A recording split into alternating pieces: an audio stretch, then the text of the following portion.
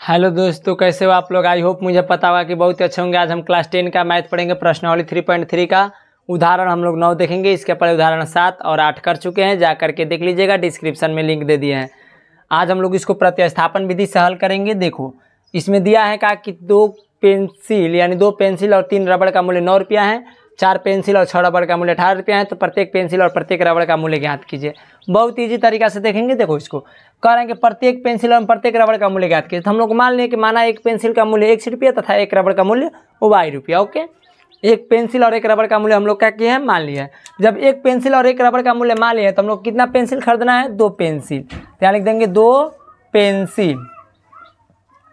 Pencil और plus कितना रबड़, 3 रबड़। 2 पेंसिल और 3 रबड़ मिला करके कितना रुपया में लिए हैं, 9 रुपया में। और इसके बाद से क्या ले, 4 पेंसिल। तो यहाँ लिख देंगे 4 पेंसिल और प्लस कितना रबड़, 6 रबड़।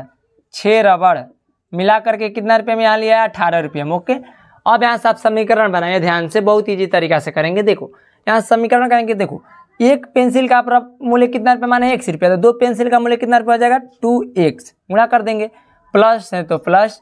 आप 3 रबड़ कितना रुपये में, तो देखो एक रबड़ का मूल्य कितना रुपया, y रुपया, तो 3 रबड़ का मूल्य कितना हो जाएगा, 3y। अब बराबर में क्या डाल देंगे, 9 है तो 9। ओके, अब यहाँ से करेंगे एक रबड़, तो एक रबड़ का मूल्य कितना रुपया है, तो y रुपया। तो पहले यहाँ कितना खरीदना है, 4 रबड़ पेंसिल का। 4 पेंसिल, तो एक पेंसिल का मूल्य कितना रुपया, एक पेंसिल का मूल्य 1 रुपया। 4 पेंसिल का मूल्य 4x प्लस 3 रबड़ का मूल्य, अब माता ये तो कितना, 6 रबड़ का मूल्य चाहिए, तो एक रबड़ का मूल्य कितना रुपया, y रुपया। तो 6 रबड़ का मूल्य 6y। अब बराबर से कितना हो जाएगा, 18। इसको मान लेंगे समीकरण 1, इसको मान लेंगे समीकरण 2। अब यहाँ से आप करेंगे क्या, समीकरण 1 द्वारा हल करेंगे और समीकरण 2 में ले जा करके पुटअप करेंगे। तो देखो आप समीकरण 1 द्वारा ही ले लीजिए, तो मान लीजिए कि आप लिख देंगे समीकरण 1 द्वारा, समीकरण 1 द्वारा। तो आप समीकरण जब 1 द्वारा लेंगे तो देखो क्या होगा, समीकरण 1 द्वारा मान निकालेंगे तो समीकरण 1 क्या है, 2x। यहाँ लिख देंगे 2x प्लस 3y, अब बराबर में 9। तो अब देखिए यहाँ से मान निकाले तो x का मान निकालेंगे तो ऐसा करेंगे कि 2x को इधर रहने देंगे और 9 माइनस 3y उधर चला जाएगा। ठीक, अब यहाँ x का मान निकालेंगे तो x बराबर हो जाएगा 9 माइनस का 3y। अब बट्टा, देखो ये जो गुणा के रूप में इधर है तो उधर जाएगा तो बट्टा 2 हो जाएगा। यहाँ इसको मान लेंगे समीकरण कितना मान लेंगे, 3। समीकरण हो गया 3। अब यहाँ समीकरण 3 का मान ऐसा करेंगे कि समीकरण 2 में भरेंगे। देखो जब 1 द्वारा लिया है ना तो हम लोग प्रतिस्थापन विधि में ही करते हैं कि 1 द्वारा मान निकालते हैं तो 2 में ले जा करके भरते हैं, 2 द्वारा निकालेंगे तो 1 में भरेंगे। तो ऐसा करेंगे कि अब लिख देंगे कि x का मान समीकरण 2 में रखने पर, समीकरण 2 में क्या करने पर, रखने पर x का मान आप समीकरण 2 में रख दीजिए। तो x का मान समीकरण 2 में रखने पर, अब यहाँ समीकरण 2 क्या है, ध्यान से देखिए। समीकरण 2 है 4x प्लस 6y बराबर से 18। तो x का मान रखे तो 4 गुणे x का मान कितना आया है, 9 माइनस 3y। तो यहाँ लिख देंगे 9 माइनस 3y। अब बट्टे का कितना है, 2। यहाँ हो गया माइनस का प्लस का 6y, तो 6y बराबर में कितना है, 18। ठीक, अब यहाँ कटाएंगे तो 2 दूनी के 4, 2 बार में 2 से गुणा करेंगे, 9 दूनी के 18 माइनस का माइनस 9 3 दूनी के 6y, अब प्लस का है 6y है तो प्लस का 6y। ठीक, बराबर में 18। ये 6 से 6 कैंसिल आउट हो गया, यानी 18 बराबर क्या गया, 18। हम लोग यहाँ आगे ही लिख चुके हैं कि क्या लिखे हैं, ध्यान से समझिए, इसका कारण समझिए कि इसका मान क्या होगा। तो देखिए यदि समीकरण में मान रखने पर चर कट जाए तो संपाती या समांतर रेखाएं होती हैं।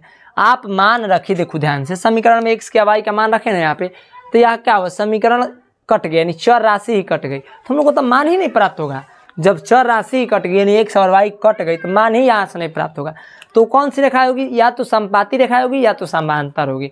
समांतर होगी तो आपका एक भी हल नहीं होगा, यदि संपाती होगी तो अनेक हल होगा। लेकिन कैसे यह भी पता चलेगा कि हम लोग को संपाती है कि समांतर है, तो देखो समीकरण सही निकला हो तो संपाती रेखा है, मतलब यहाँ से ध्यान समझिए, समीकरण आपका सही निकला हो, आप ध्यान से समझिए।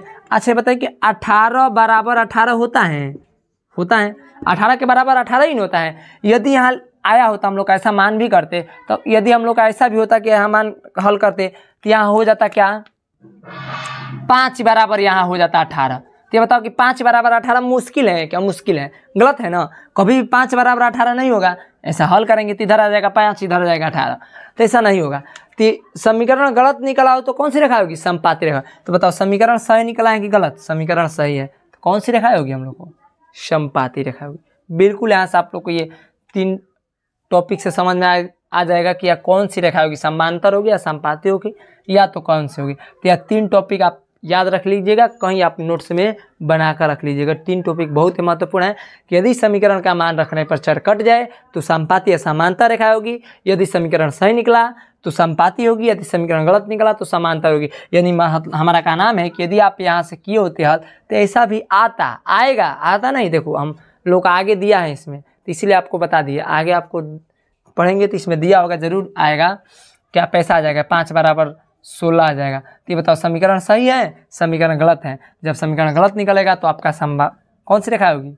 समांतर रेखा होगी। यानी इसका कोई हल नहीं होगा, लेकिन इसका हल होगा, अनेक हल होगा। ठीक, तो इसी प्रकार हम लोग उदाहरण इसमें 10 हैं, देख लेते हैं, उसके बाद से हम लोग प्रश्नावली हल करेंगे।